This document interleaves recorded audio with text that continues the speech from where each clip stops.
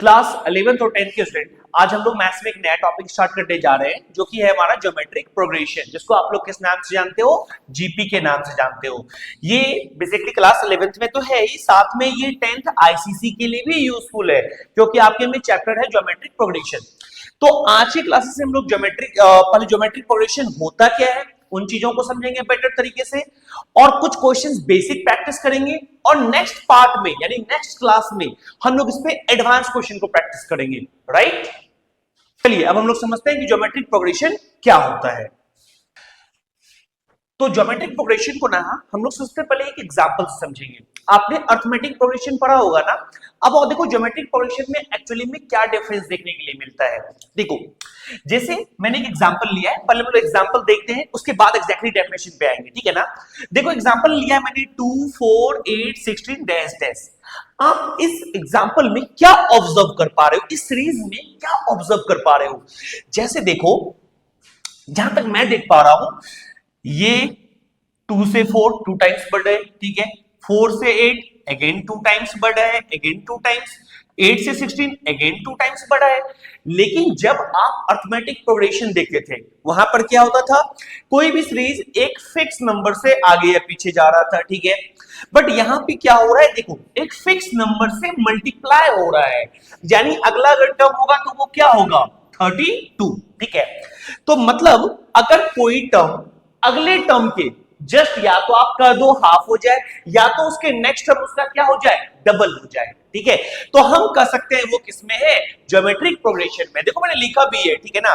A sequence when each term is multiplied by a fixed non zero number, यानी अगर एक fixed number से अगर मल्टीप्लाइड हो तो हम लोग कह सकते हैं वो क्या है भाई? ज्योमेट्रिक प्रोग्रेशन में।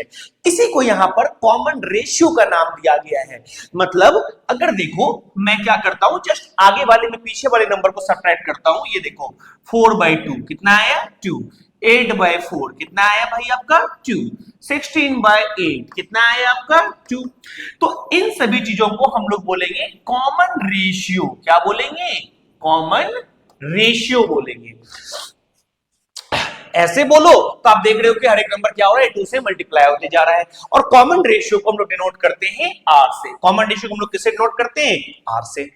और जो हमारा ये ज्योमेट्रिक प्रोग्रेशन का टर्म होगा, इसके फर्स्ट टर्म को हम लोग बोलेंगे ए। जैसे आप एपी में बोलते थे ना, हाँ, भले वहां पे डिफरेंस कॉमन होता था तो वहां पे हम लोग क्या बोलते थे? कॉमन डिफरेंस के लिए डी। बट यहाँ पे क्या लेंगे? कॉमन रेशियो लेंगे, ठीक है ना।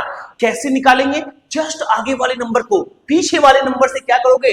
डिवाइड दे दोगे, तो आपको क्या पता चल जाएगी? आपको ज्योमेट्रिक प्रोग्रेशन में वो सीरीज है कि नहीं। अगर मान लो ये नंबर डिफर होता, ठीक है ना, 2 2 2 बाद में 3 आ जाता, अगर कॉमन रेशियो इक्वल नहीं होता तो हम सीधा कहते कि वो टर्म जीपी में नहीं है। आइए अगर हम बोले, चलो ये इस क्वेश्चन को देखो, तुम बता सकते हो कि जीपी में है? आ जाओ करके देख लेते हैं। 50/100, 50/100 कितना आया? 1/2। फिर देखो तो 25/50 कितना आया? 1/2। अगेन जस्ट 12.5 में तुम लेते आओ, क्या लेते आओगे? 25। ये भी करोगे तो क्या आ रहा है? 1/2। क्या यहां भी देख रहे हो रेशियोज क्या हो रहे हैं? आपस में इक्वल हो रहे हैं ना।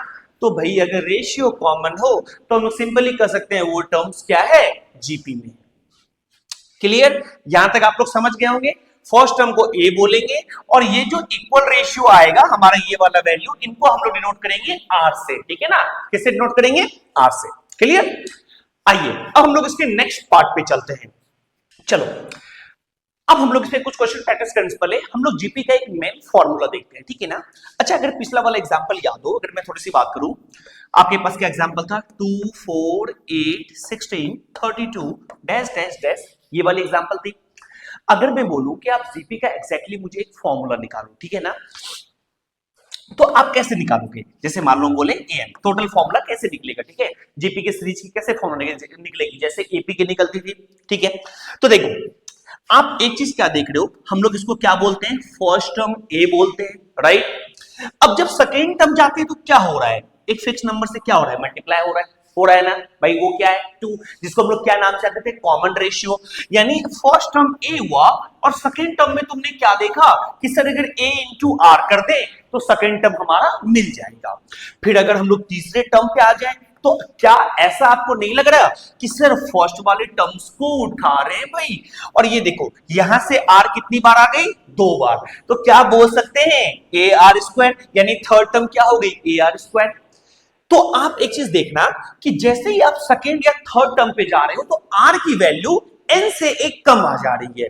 जैसे देखो आप यहाँ पे क्या है फर्स्ट टर्म पे, यहाँ क्या है सेकेंड पे, यहाँ थर्ड पे। देखो सेकेंड पे टोटल सेकेंड टर्म पे जब जा रहे थे तो आर उससे क्या है? एक कम है। अगर तुम थर्ड टर्म पे जा रहे थे तो आर यहाँ कितना है? 2 है, तो मतलब आर उससे कम है। तो क्या हम ये फॉर्मूला बोल सकते हैं n is equal to a into r to the power n minus 1?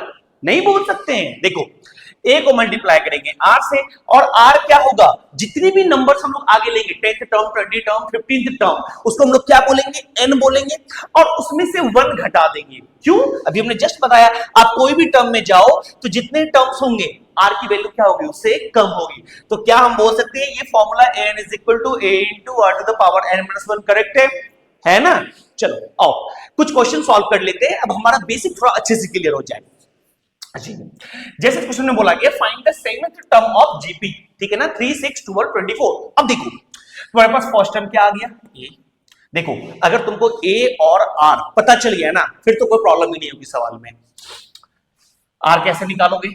ये देखो जस्ट 6/3 कर लो, कितनी हो गई तुम्हारी? 2 हो गई। एक बात याद रखना तुम, ठीक है ना, जब भी क्वेश्चन में बोल दिया हो 7th टर्म निकालने के लिए, 10th टर्म निकालने के लिए, तो आपको वापस जाके जीपी चेक नहीं करना है, मतलब वो ऑलरेडी जीपी में है।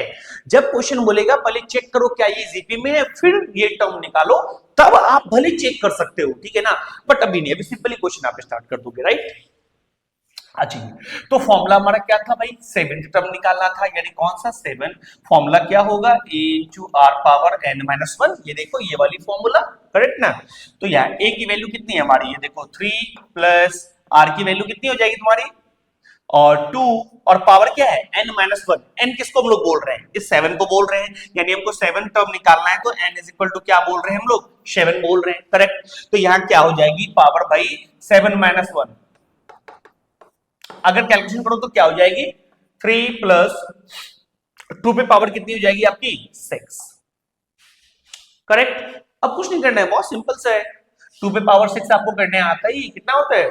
2 2 4, 8, 16, 32 आता है ना भाई, 64 आता है ना, उसमें आप ऐड कर दोगे किसको? 3 को भाई, तो आपका मिल जाएगा क्या? 7।